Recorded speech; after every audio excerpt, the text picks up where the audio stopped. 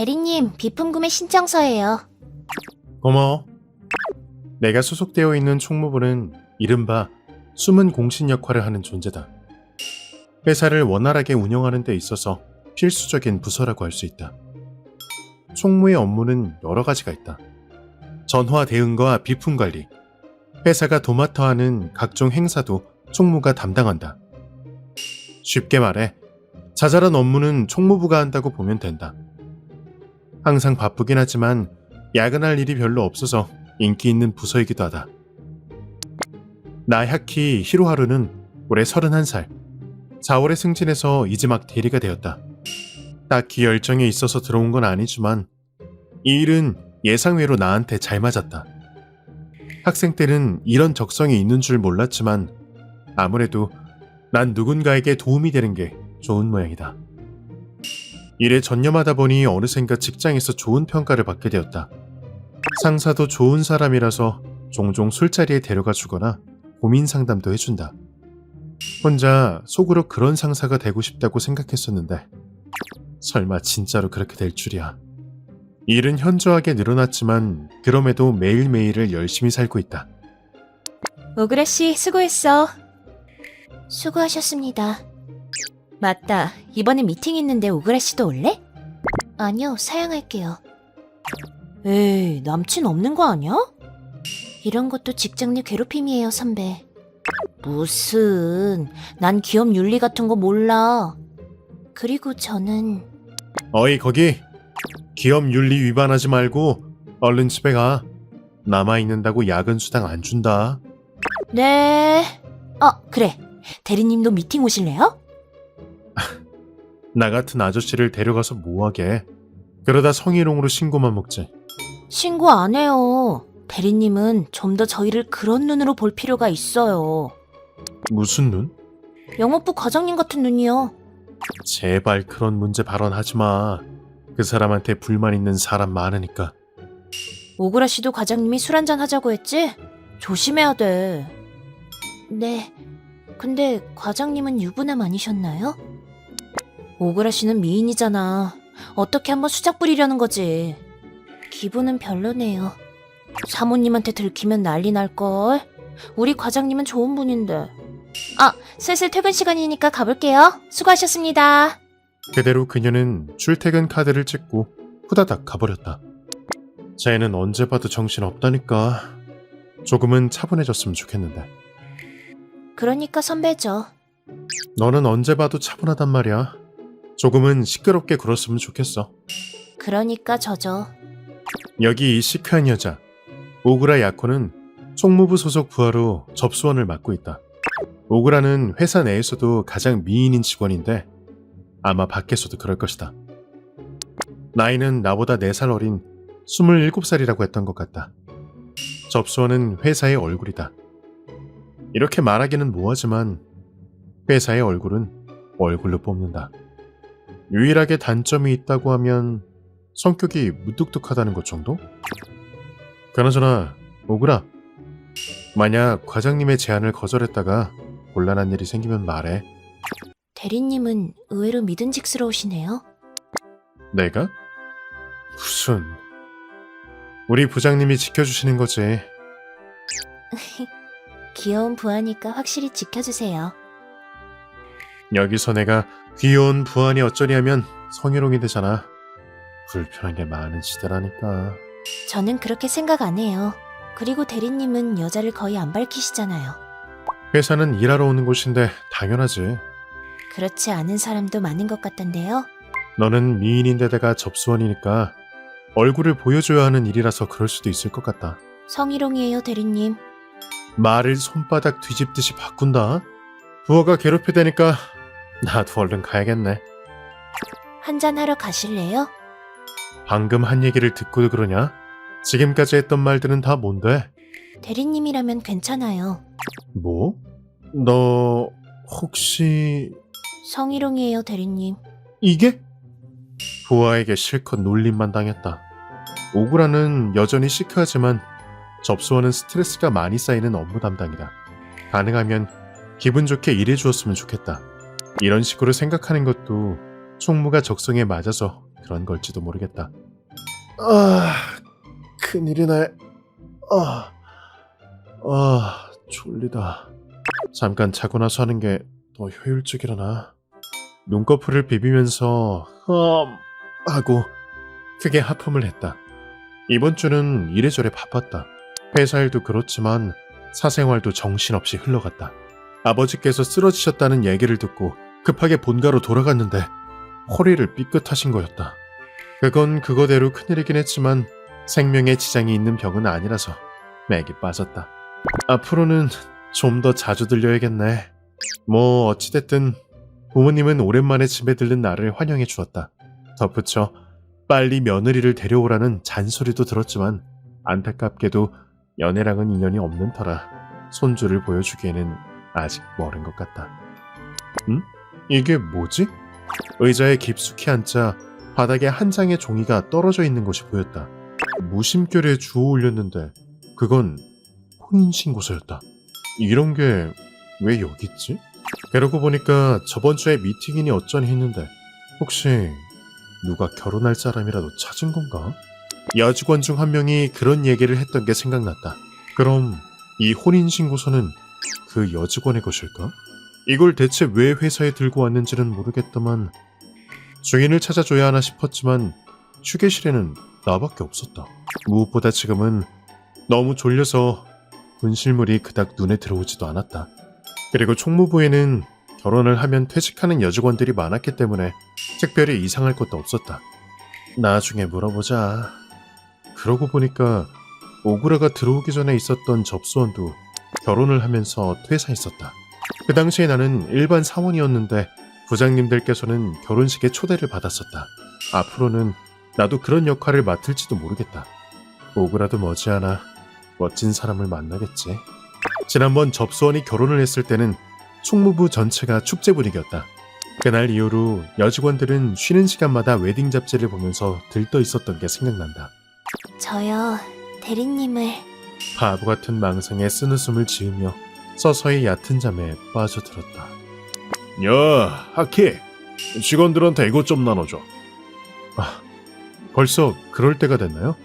자네는 작성할 게 별로 없어서 편하겠어. 슬슬 결혼할 생각은 없고? 없어요. 과장님도 아시잖아요. 참나, 그 나이에 시들어 버리기에는 아직 일러. 내가 젊었을 때는 말이야, 밤거리에서 이름 깨나 날렸었다. 사모님께 들켜서 용돈도 줄었었다면서요. 그때 내 용돈이 얼마였는 줄 알아? 점심값이 꼴랑 5,000원이었어. 5,000원. 그 당시에 물가가 저렴했으니 망정이지. 지금 같으면 햄버거 세트도 못 사 먹어. 요즘엔 어디서 뭘 사 먹어도 10,000원이 넘잖아요. 이래서 가정이 있으면 힘들다니까. 그래도 집에 갔을 때 반겨주는 사람이 있고 아이가 있다는 건 인생의 큰 보람이야. 저희 부모님께서도 그러셨어요. 슬프게도 결혼할 사람이 없어서 못하지만요. 자네는 뭐 하나 빠지는 게 없으니까 좋은 사람을 금방 찾을 수 있을 거야. 만약 결혼하게 되면 사회자는 나한테 맡기라고. 그때는 잘 부탁드릴게요. 기대는 별로 안 되는군. 너무하세요. 과장님께 받은 것은 연말정산 서류였다. 어떤 의미에서 보면 이 시기만의 연례 행사 같은 것이다. 회사원이기 때문에 확정신고는 회사가 알아서 해주지만 부양가족 공제 등의 항목이 있기 때문에 결혼을 했다면 조금 더 복잡해진다. 주택자금 대출이라. 공제란에는 주택자금 공제도 있었다. 승진해서 연봉도 늘었겠다. 뭔가 큰 소비를 하고 싶다는 생각이 들었다. 지금 살고 있는 곳은 임대 아파트지만 회사 근처에 집을 하나 사는 것도 괜찮을 것 같다. 가족이 있다면 단독주택도 좋은데 그 경우에는 아이가 지낼 방도 고려할 필요가 있겠지만 결혼할 상대가 없는 나로서는 그저 김칫국에 불과하다. 나는 서류를 클리어 파일에 끼운 채 다시 업무로 돌아갔다. 대리님, 수고하셨어요. 오구라, 이거 다음 주 목요일까지 써서 내줘. 연말 정산인가요? 알겠습니다. 금방 적어서 제출할게요. 너무 서두르지 않아도 괜찮아. 수고했어. 서류를 받아들고 인사를 건넨 뒤 오구라는 그대로 가버렸다. 건강보험 증명서랑 그리고 소득공제를 하기 위해 차곡차곡 정리해두었던 각종 증명서를 꺼냈다. 빠뜨린 부분이 없는지 확인하고 다 같이 제출하면 끝이다. 대리님께 받은 서류를 확인하던 그때 낯선 세 번째 서류를 발견했다. 이게 뭐지? 그건 혼인신고서였다. 그러나 그게 뭔지는 알았어도 뇌가 상황을 파악하지는 못했다. 왜 이런 게 섞여 있는 거지? 대리님이 실수하신 건가? 근데 그 꼼꼼하신 대리님이 이런 사소한 실수를 하셨을까? 내가 총무부에 들어왔을 당시 대리님은 직급이 없었다. 하지만 그 당시부터 대리님은 후배를 잘 챙겨주셨고 긴장한 나에게도 종종 말을 걸어주셨다. 열심히 일하시는 대리님은 멋있다. 그 모습에 감명을 받아 대리님처럼 보이지 않는 곳에서 주변 사람들을 도와주는 일을 하고 싶었다. 그런데 설마 접수원 담당이 될 줄이야. 내 입으로 말하기도 뭐하지만 나는 애교가 없다. 그렇다고 외모에 특별히 자신이 있는 것도 아니다. 넌 볼 수 없는 존재라느니 냉미녀라느니 하는 말을 들을 때도 많지만 사실은 그냥 대화가 서툴 뿐이고 그걸 좀처럼 고치기가 어렵다. 그런 내가 접수원으로서 일할 수 있을 리가 없었다. 분에 넘치는 자리였기에 거절을 하고자 대리님께 상담을 드린 적도 있다. 대리님은 내 고민을 진지하게 들어주셨다. 도저히 못하겠다 싶으면 상사에게 자리를 바꿔줄 수 있느냐고 여쭤보시겠다는 약속도 해주셨다. 선배와 후배의 관계라고는 해도 당시에는 같은 일반 사원이었다. 그런데 대리님은 내가 기댈 수 있는 어른이자 동시에 동경의 대상이 되었다. 적어도 배정받은 일을 해보기도 전부터 싫다고 불평하는 나는 그보다 훨씬 어리숙했다.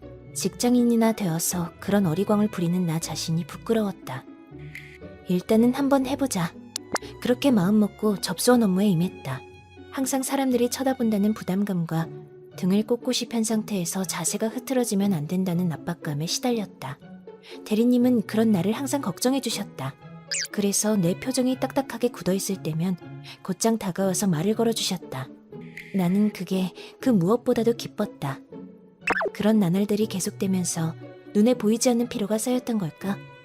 어느 날 빈혈로 인한 어지러움을 느끼며 쓰러질 뻔한 적이 있었다. 출근 직후부터 내 몸 상태가 좋지 않다는 걸 눈치챈 대리님이 곧바로 달려와 날 붙잡아 주셨고 나는 그대로 의무실로 옮겨졌다. 죄송해요, 야키 선배. 몸이 안 좋으면 무리할 필요 없어. 언제든지 쉬겠다고 연락해. 하지만 그럼 다른 분들께 민폐가 되는데. 회사는 원래 다 같이 운영하는 거야. 네가 없을 때는 다른 사람이 대신 해주는 거고. 그러니까 괜찮아. 네. 그렇게 말하며 미소 짓는 대리님이 듬직해 보였던 나는 언제까지고 이 사람을 따라가고 싶다는 생각을 했다. 분명 이런 사람이 회사에서 출세하는 거겠지? 아니, 이런 사람이야말로 출세를 해야 한다. 하지만 무엇보다도 난 내 마음을 깨닫고 말았다. 언제부터인가 대리님을 좋아하고 있었다는 마음을. 근데 왜 대리님의 혼인신고서를? 그것도 연말정산 서류랑 같이... 설마... 그 순간 나는 대리님의 의도를 깨달았다. 꿀꺽하고 침을 삼켰다. 연말정산 서류에는 배우자 소득공제란이 있었다. 배우자 소득공제와 혼인신고서. 이것이 의미하는 건 하나밖에 없었다. 나한테 배우자가 되어달라는 건가? 그런 건가요, 대리님? 그것 말고 다른 이유는 없었다. 대리님은 좋은 신랑감이다. 총무부 이외의 다른 부서에서도 대리님을 노리는 여자는 많다. 나 같은 사람은 대리님께 어울리지 않는다고 생각했는데, 그런데 대리님이 날 선택해 주신다면, 그렇다면 이러고 있을 때가 아니야. 바로 준비해야지. 대리님은 말씀하셨다. 다음 주 목요일까지 제출하라고. 그 말인즉 다음 주 목요일까지 혼인신고 여부를 결정하라는 얘기였다. 물론 나도 결혼식에 대한 로망은 있다. 부모님께는 아직 인사조차 드리지 못했다. 하지만 혼인관계만 맺는 거라면 구청에 서류를 제출하기만 해도 된다. 이제 됐다. 혼인신고서에 서명을 하고 도장을 찍었다. 그러고 보니 얼마 전에 귀가 밝은 동료가 대리님께서 집을 사야 하나 하고 중얼거렸다는 얘기를 했었다. 돌이켜보면 그것도 은근한 어필이었을지 모른다. 서류 다 작성했습니다. 둘이서 살 거라면 아파트도 상관없지만 나중에 아이를 키울 걸 생각하면 단독주택도 좋은데. 하지만 일단은 동거가 먼저다. 내가 이제까지 많은 도움을 받은 만큼 나 또한 대리님의 버팀목이 되고 싶다. 대리님께 서류 다 작성했습니다 라고 문자를 보냈다. 금방 숫자 1이 사라지더니 잘했다는 표시의 이모티콘이 달렸다. 조금만 기다려주세요, 대리님. 오그라? 뭘 이런 걸로 연락을 한다. 핸드폰을 확인해보니 오그라에게서 문자가 와 있었다.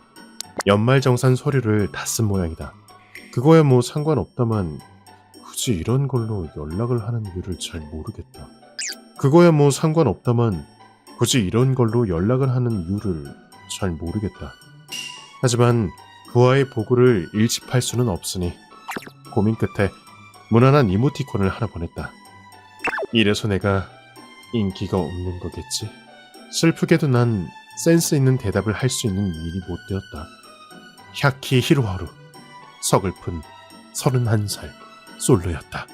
대리님은 좋아하는 요리가 있으세요? 응? 그건 왜? 누구한테 직접 밥이라도 해주게? 아, 미안. 이런 것도 성희롱이지? 아니요, 신경 쓰지 마세요. 사실이니까요. 그래?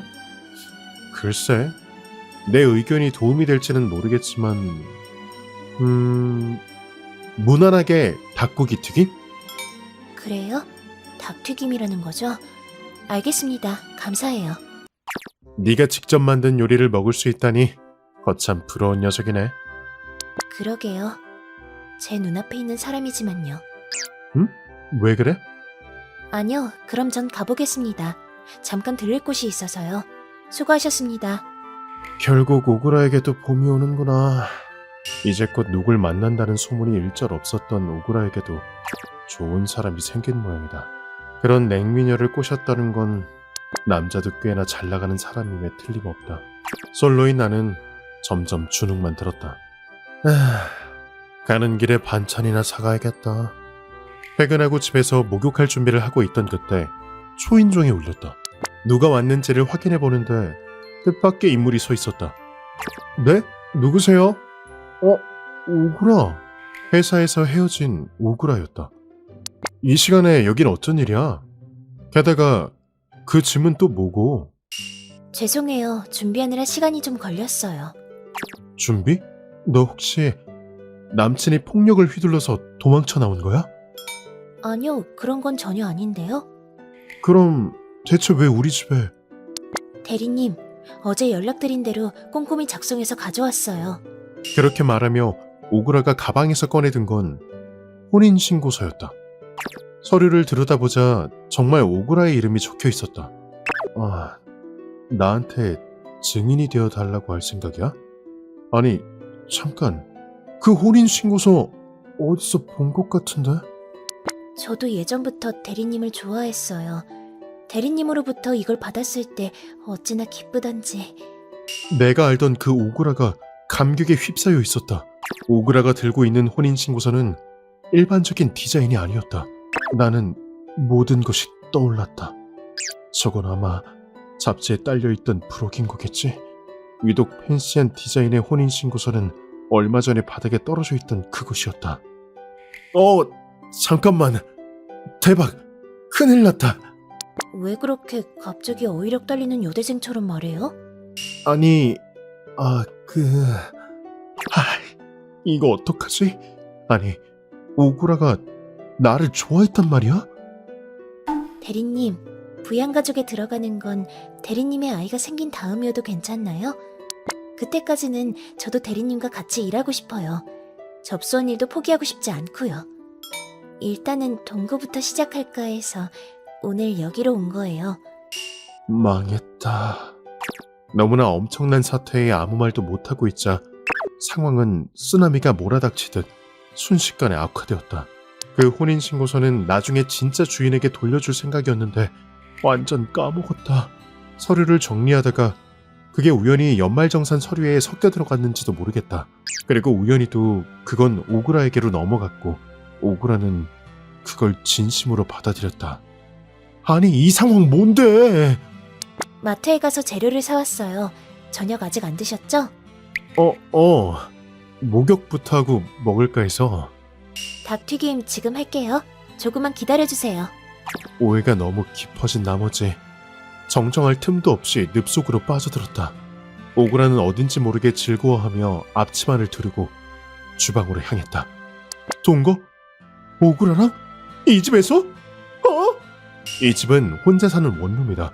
둘이서 살기에는 조금 좁은데. 아니, 이게 아니지. 난 또 왜 오그라랑 진짜로 같이 살 생각을 하고 있는 거람? 고개를 휙휙 저으며 불순한 생각을 떨쳐냈다. 솔직하게 실수로 준 거라고 얘기해야 돼. 대리님, 목욕 같이 하실래요? 무슨 소리야? 이젠 부부가 될 건데 뭐 어때요? 욕실 좁아. 그래요? 아쉽네요. 이사를 가는 것도 생각해봐야겠어요. 말 못해. 저렇게 귀여운 오그라는 처음 본다고. 만약 내가 여기서 오해라고 하면 실망하겠지. 하지만 오그라는 내 부하인데 이래도 되는 거야? 이래도 되는 거냐고. 사실은 입사했을 당시부터 대리님한테 늘 호감이 갔어요. 그래서 항상 그 뒷모습을 눈으로 좇았죠. 대리님은 선배로서 저에게 많은 걸 알려주셨는데 그런 대리님한테 마음이 가서 언젠가는 결혼하고 싶다는 소망을 품었는지도 모르겠어요. 역시 거짓말을 못하겠다. 미안해. 오그라, 내 말 좀 들어봐.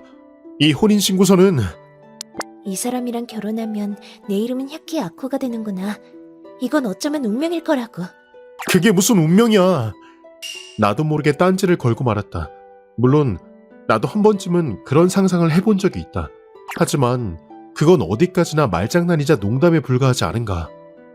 대리님, 어쩌다 이렇게 된 건지는 중요하지 않아요. 저도 워커홀릭인 대리님이 진심으로 이런 식으로 플러팅을 했을 거라고는 생각 안 해요. 오그라, 너 혹시 알고 있었던 거야? 하지만 이 혼인신고서가 아니었다면 저는 행동하지 못했을 거예요. 제 마음을 전할 용기를 내지 못했겠죠. 대리님은 계기를 준 거예요. 그래서 제 나름대로 노력해봤어요. 내가 대체 무슨 짓을 하고 있는 거지? 실수를 한 것도 모자라서 부하에게 이런 말을 하게 만들다니. 오그라는 똑똑하다. 혼인신고서를 봤을 때 1년의 실수가 있었으리라는 것을 의심하지 않았을 리가 없다. 그럼에도 마음을 다잡고 오늘 우리 집에 온 것이다. 나는 상사로서 실격이다. 하지만 그렇다고 오그라의 마음을 무시할 수는 없다. 슬슬 가정을 꾸리는 것도 괜찮을 것 같아. 떨리는 손으로 펜을 잡았다. 교제도 건너뛰고 갑자기 결혼이라니 상상도 못했다. 심지어 상대는 부하 직원에다 접수처에 넘보지 못할 미인이었다. 나 같은 아저씨보다 더 멋진 사람은 얼마든지 있을 것이다. 하지만 오그라, 이번 주 주말에 같이 주택 전시장이라도 갈래? 대리님, 네, 아이방은 최소 2개는 됐으면 좋겠어요. 마음이 너무 앞서네. 뭐랄까. 앞으로 잘 부탁해. 이러면 되나? 앞으로는 회사뿐만 아니라 집에서도 대리님이랑 같이 지낼 수 있겠네요? 보통 사람들은 싫어할 텐데 말이야. 나도 모르게 피식 웃음이 흘러나왔다. 그로부터 약 반년 후 동거를 거듭한 우리는 드디어 결혼식을 올리게 되었다. 같이 생활하면서 느낀 건데 야코는 감정이 풍부한 사람이다. 그게 표정으로 잘 드러나지 않을 뿐. 둘이서 함께 지낸 시간은 무척 행복하고 만족스러웠다. 결국 그 혼인신고서는 안 썼네. 그건 저희 둘의 기념으로서 남겨두고 싶었어요. 그건 그래. 다시 한번 말할게. 좋아해, 야코. 그날 나한테 와줘서 고마워. 저도요, 히로하루 씨. 이젠 진짜 야키야쿠가 되는 거네요? 그건 너무 강조하지 말아줄래? 돌이켜보면 그건 정말로 행복을 부르는 혼인신고서였을지도 모르겠다. 그 후로도 그걸 떨어뜨린 주인을 찾아보았지만 끝내 찾지 못했다. 대체 누가 떨어뜨린 거였을까? 하지만 그 혼인신고서 덕분에 우리는 맺어지게 되었다. 야코, 사랑해. 저도 사랑해요.